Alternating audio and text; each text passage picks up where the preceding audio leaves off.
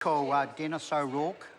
Mr Chairman, if there was ever a bill which truly defines the character of this government, it would be this bill, because it's a bill which is based almost entirely on National Party ideology and their intention to privatise everything they can get their hands on, and now that includes social housing, state houses. And if there was ever a bill which evidences the failure of the national government's housing policy and program, it is this bill.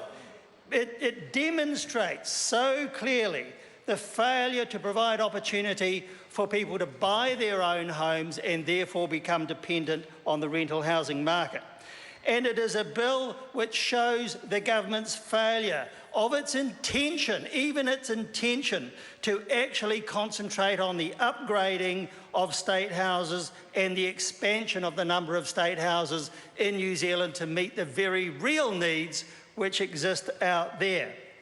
And, of course, all it does fundamentally is a bill to change the ownership of state houses from the state to a number of private providers.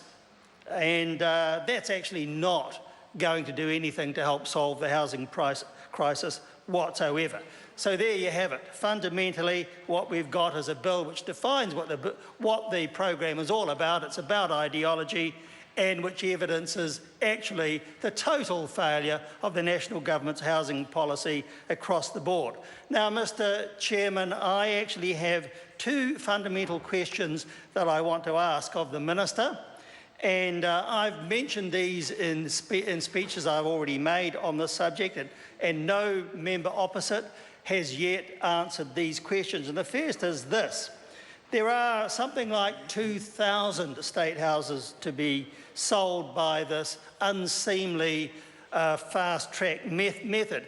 And that means billions of dollars in sale proceeds. So the question is, who is going to get those proceeds and what are they going to be used for?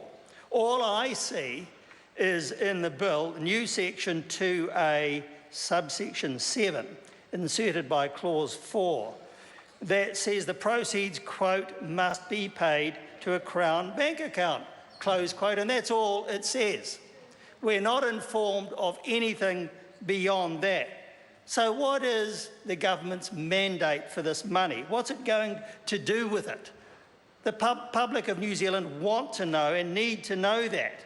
How do we know whether the funds will go back into new social housing or indeed any social housing at all? How do we know whether it's going to improve the number of state houses for which there is such a significant demand at the present time? And will that money, or part of it, actually go back to the government as a dividend from Housing New Zealand Corporation? Is that what it will be used for? Now, if that is the case, then that would be disgraceful, because that corporation should be spending all of its resources on the provision of new and better social housing in New Zealand, because that sector is crying out for government investment. And many commentators have made the point over and over again that New Zealand's housing crisis will never be solved until the government realises that it needs to invest in housing in this country, because the private sector cannot solve this crisis by itself.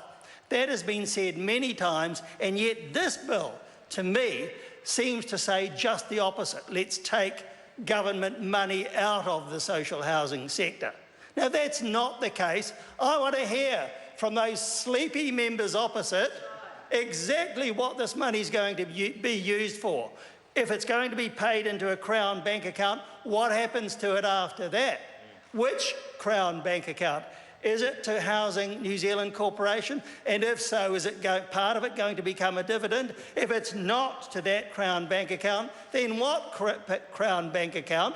And what's the money going to be used for? Will any of it actually be invested in any way whatsoever to solve housing in New Zealand? And in particular, to be invested in the social housing, Mr Chairman, into the social housing market in New Zealand, for which there is such a massive demand. Now, following on from that question, Mr Chairman, I want to ask one more, and it is this, and it concerns the reporting requirements under the Housing Act. And what you will see from the committee's report is that it inserted as its main contribution, like it will really make any difference, but its main contribution is to insert new subsection 2A, subsection 8 by way of clause 4. And that says that because it would not be appropriate, in the committee's words, for Housing New Zealand to provide reports on these issues because they would no longer have control of the land. Instead, the report should be included in the responsible ministry's annual report. Well, Mr Chairman, what that will actually mean in practice is that nobody will know, because those reports are buried in government papers and nobody reads them, and that is not in any way at all an effective way of communicating with the public on such an important matter, such huge amounts of money, and there will be no information that the public will actually be able to understand at all. So, Mr Chairman, why not actually have the reporting in both the department's reports and also the Housing New Zealand Corporation reports? Because although the housing will not at the time of sale actually be controlled by the corporation, they are nevertheless, even at that time, still corporation houses. So the corporation must actually report on what's happened, so that we will know the size of the sale proceeds which have been received, and we will know to whom the houses have been sold. Have they been sold overseas? To whom have they been sold? What were the sale prices? What was the process of sale itself on a house-by-house basis? Which houses were sold? And as I've already said, where are the proceeds going to go?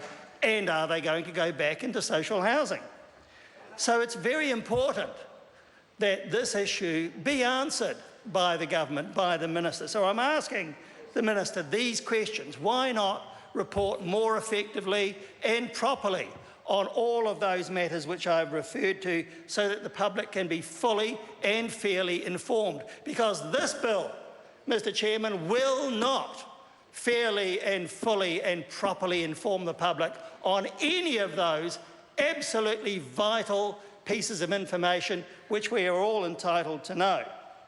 And furthermore, Mr Chairman, we do need to be assured, as I've already said by the Minister, that these proceeds are not actually going to form in any way just a dividend back to the government, so that it can claim that it has solved the government's deficit problem.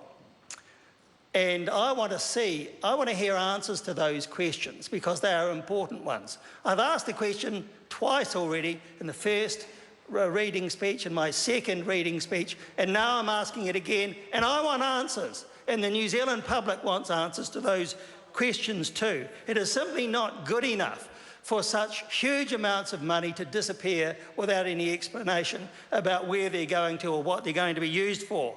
And Mr Speaker, I want to hear those answers today, because I've asked the question several times. It's an important issue, and I want this minister, or whichever minister it's going to be, to stand up and give us some information about all of that, so it'll be on the record, and so we'll know what we can hold the government to in the future.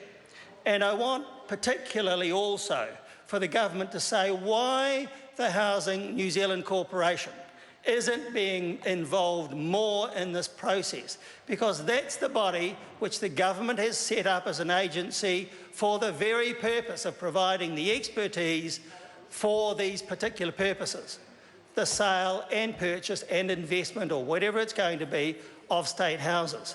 So why is all the power just going to a couple of ministers? When you think about all of these provisions, Mr Chairman, you come up with one answer: secrecy.